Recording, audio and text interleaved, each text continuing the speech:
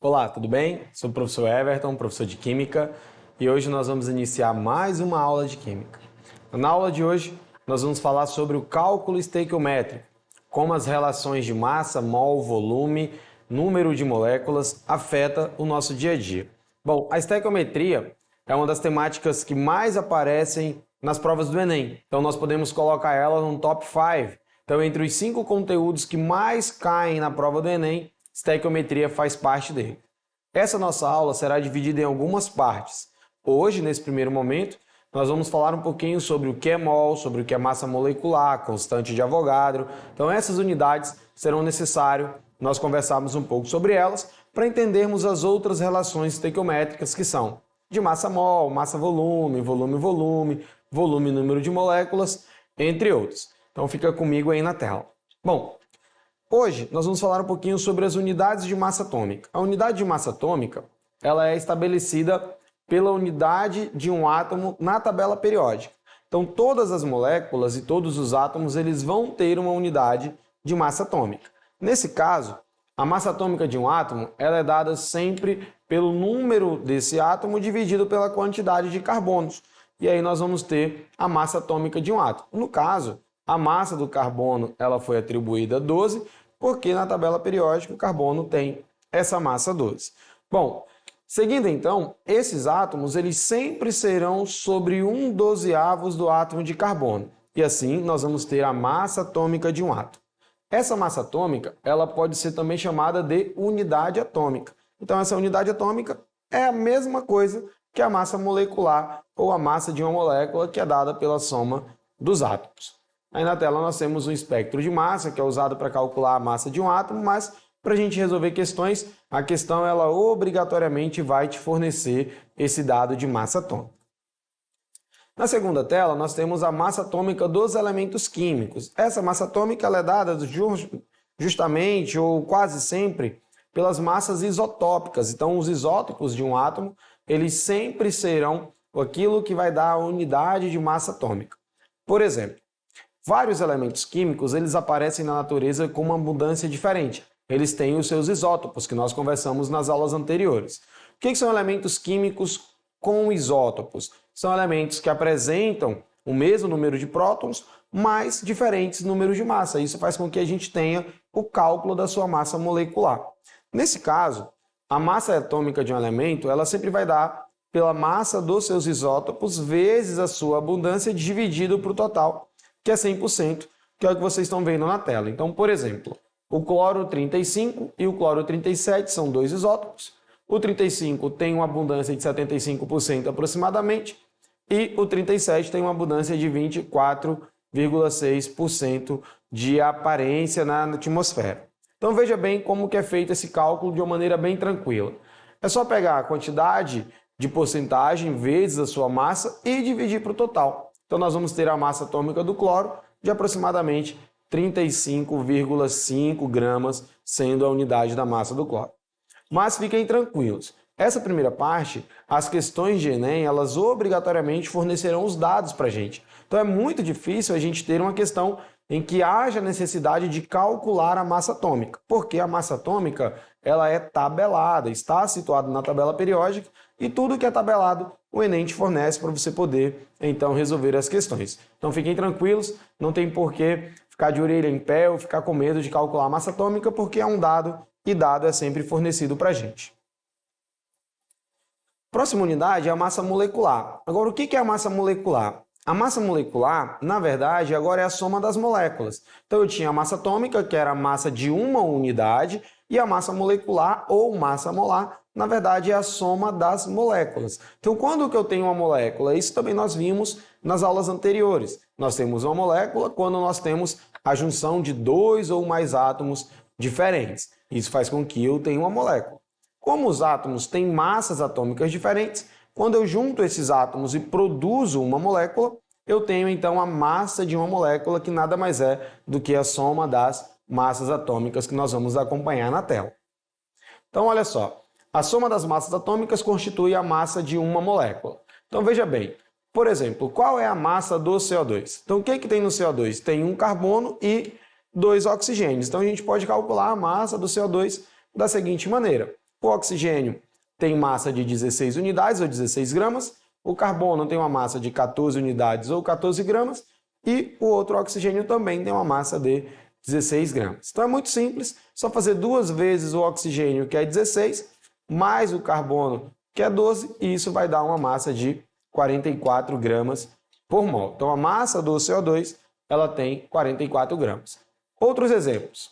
Bom, olha só o ácido sulfúrico, o H2SO4. Eu tenho 2 átomos de hidrogênio, 1 átomo de enxofre e 4 átomos de oxigênio. Cada elemento químico tem uma massa atômica específica, mas como eles estão juntos, nós vamos ter a massa da molécula. Se eu tenho 2 hidrogênios, então vai ser 2 vezes 1. Tenho 1 enxofre, a massa do enxofre é 32. E eu tenho 4 oxigênios, então vai ser 4 vezes 16, e nós vamos ter aí 48. Logo, a massa do ácido sulfúrico, 98 unidades ou 98 gramas por mol. Nós temos também a massa da glicose, C12H22O11. E o processo ele é o mesmo, o processo ele é super semelhante. Então 12 vezes 12, mais 22 vezes 1, mais 11 vezes 16, e aí nós temos a massa da glicose, que é 342 unidades ou 342 gramas por mol. Lembrando que a massa molecular nada mais é do que a soma das massas atômicas vezes a quantidade em que esse elemento aparece na molécula. Um outro exemplo é a massa do metano, do CH4. Olha só, o metano eu tenho um carbono e tenho o hidrogênio, um carbono, 4 hidrogênios. Esse carbono tem massa atômica de 12, o hidrogênio tem 1, então 12 mais 4 vezes 1, nós vamos ter uma massa de 16 gramas para o metano. E assim, nós temos então o cálculo de massa molecular, somente a soma das moléculas. Nesse caso, já é mais difícil o Enem te fornecer a massa molecular calculada. Quase sempre ele te obriga a calcular essa massa, te fornecendo a massa atômica. Em algumas questões maiores, esse dado ele já é te fornecido porque ele te ajuda a resolver a questão. Então, lembrando que jamais a gente vai encontrar uma questão de massa molecular para ser resultado ou ser gabarito de uma questão lá do Enem. Jamais uma questão vai te pedir isso. Qual a massa molecular de uma substância X? Nós vamos calcular essa massa para fazer outras coisas, né? Fazer o cálculo estequiométrico. Tudo bem? Então vamos lá. Bom, nós temos uma outra unidade que é a unidade de mol, e mol, na verdade, é a quantidade de moléculas ou a quantidade de átomos que tem uma substância. Então, o mol ele é extremamente usado. Então, quando eu falo mol, na verdade, eu estou falando quantas unidades de molécula.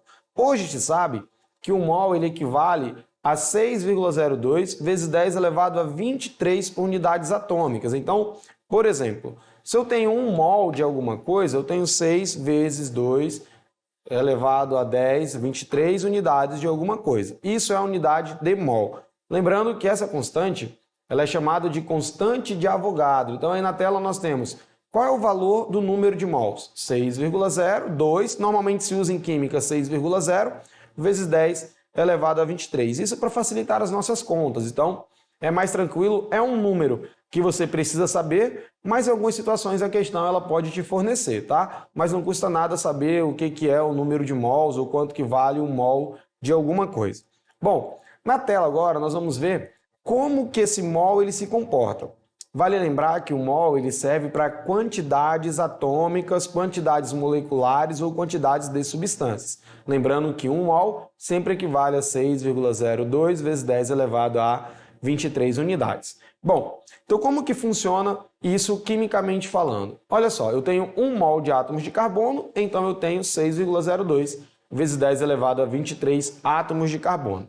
Eu posso ter 1 mol de moléculas de água, então eu tenho 6,02 vezes 10 elevado a 23 moléculas de água.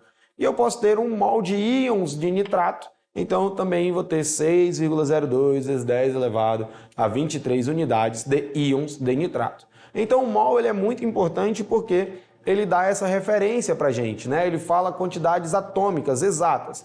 Vale lembrar também que a partir daqui, né, nossa aula vai ser dividida em várias etapas. Então, vai ser muito frequente nós ficarmos falando em mol, mol, mol, mol, e aí é importante você lembrar que esse valor é sempre 6,02 vezes 10 elevado a 23. Tudo bem? Então vamos lá, vamos seguir. Olha só, nós temos também aí na tela agora a massa molar. A massa molar, ela é basicamente a mesma coisa que a massa molecular. A única diferença é que a massa molar ela vem agora em gramas por mol. Olha só como é simples. Então a massa molar, ela tem a unidade de gramas por mol. Significa dizer que uma determinada grama vai ter uma determinada quantidade de mols. Então, por exemplo, se eu tenho 10 gramas por mols, significa dizer então que em 1 grama eu vou ter 10 mols. Tudo bem? Então vamos lá, olha só. Como funciona? Eu tenho a massa molecular do CO2, que é 44 unidades ou 44 gramas, e a massa molar, que é a massa da molécula do CO2, é 44 gramas por mol. Isso significa dizer que em 1 mol de CO2 nós temos 44 gramas. Já para a massa molecular do cálcio, o cálcio tem uma massa molar de 40 unidades ou 40 gramas e a massa molecular ou molar do cálcio vai ser 40 gramas por mol. Então significa dizer que em 1 mol de cálcio nós temos 40 gramas. Lembrando que 1 mol ele é 6,02 vezes 10 elevado a 23. Então quando eu falo do cálcio, eu posso ter 6,02 vezes 10 elevado a 23 unidades de cálcio, equivalem a 40 gramas, porque são conversões molares, tudo bem? Então vamos lá. Como que funciona então? Eu posso converter essa quantidade de massa para mol? Olha só, quantos mols tem 88 gramas de CO2? Então como que eu faço isso? Primeira coisa, eu preciso calcular a massa molecular do CO2 e nós já vimos que ela é 44 gramas por mol. Com isso, é necessário fazer uma leitura. 44 gramas por mol significa dizer que 1 mol de CO2, uma molécula de CO2, tem exatamente 44 gramas. O nosso probleminha é, quantos mols tem 88 gramas de CO2? Eu sei que parece muito direto, mas a gente precisa fazer então uma regrinha de 3. A palavra-chave da estequiometria é regra de 3. Vocês vão ouvir muito eu falar por aqui regra de 3. Faça uma regra de 3 simples, faça uma regra de 3 simples. Então a estequiometria ela se resolve sempre por regra de 3. Então vamos lá. Como que fica então? Nós vamos ter ali a massa molecular 44 gramas por mol, então a gente precisa montar uma regrinha de 3. Como? Muito simples, ó. 1 mol de CO2 tem 44 gramas, então quantos mols terão 88 gramas? Está multiplicando, eu passo dividindo, então o CO2 tem 2 mols de CO2. Então 88 gramas tem 2 mols de CO2. Claro que a gente poderia fazer isso também de uma maneira mais direta. Como? Eu sei que 44 gramas de CO2 tem 1 mol, logo 88 gramas terão exatamente 2 mols. Também é assim, também funciona pelas leis ponderais, que a gente vai conversar nas próximas aulas. Então fiquem tranquilos que essas proporções estequiométricas nós ainda iremos conversar. Mas para se resolver dessa maneira, com uma regrinha de 3 simples, a gente consegue. Esse número de mols, ele também pode ser dado por uma fórmula, onde N é igual a Mzinho sobre Mzão. O que é o N? É o número de mols, o Mzinho é a massa em gramas e o Mzão é a massa molecular. Então veja, eu tenho ali a massa em gramas, que é 88, sobre a massa molecular, que é 44, quando eu faço essa divisão, eu vou ter exatamente 2 mols. Aí eu tenho, então, a quantidade de mols para 88 gramas. Então, como eu falei anteriormente, se eu tenho 44 gramas por mol, 1 mol tem 44 gramas, lógico que 2 mols terão 88 gramas e vice-versa. Então, essas relações estequiométricas nós ainda iremos conversar nas aulas futuras. Então, vamos lá. Seguindo. Essa questãozinha da tela, vocês podem encontrar no livro 1 do livro do Enem. Ela está lá na página 154 e ela diz o seguinte para a gente, ó. O brasileiro consome em média 500 mg de cálcio por dia, quando a quantidade recomendada é o dobro. Uma alimentação balanceada é a melhor decisão para evitar problemas no futuro, como a osteoporose, uma doença que atinge os ossos. Ela se caracteriza pela diminuição substancial de massa óssea, tornando os ossos frágeis e mais suscetíveis a fraturas. Então vamos ao comando, olha só. Considerando o valor de 6 vezes 10 elevado a 23 mol por litro para cada constante de Avogadro e a massa molar do cálcio igual a 40 gramas por mol, qual a quantidade mínima diária de átomos de cálcio a ser ingerida para que uma pessoa supra suas necessidades? Bom, olha que questão interessante. Essa questão é uma questão de Enem, ela traz para a gente uma quantidade de miligramas, né, que uma pessoa saudável ingere 500 miligramas, mas o ideal é ingerir o dobro. Então, se ingere 500 miligramas, o ideal é que essa pessoa faça a ingestão de pelo menos 1000 miligramas, né? E a gente vai já ver isso na tela. Também me forneceu a quantidade de mols, a constante de Avogadro, 6,0 vezes 10 elevado a 23, e também me deu uma informação mais importante, que é a massa molecular do cálcio, que é 40 gramas por mol. Então, partindo daí, eu já consigo fazer algumas leituras. Então, vamos lá na resolução. O primeiro passo é fazer a conversão da unidade de grama. Então, a questão diz que a pessoa ingere 500 miligramas, mas ela necessita ingerir o dobro. Então, o dobro de 500 miligramas é 1000 miligramas, que a gente convertendo para grama. Por que precisa converter para grama?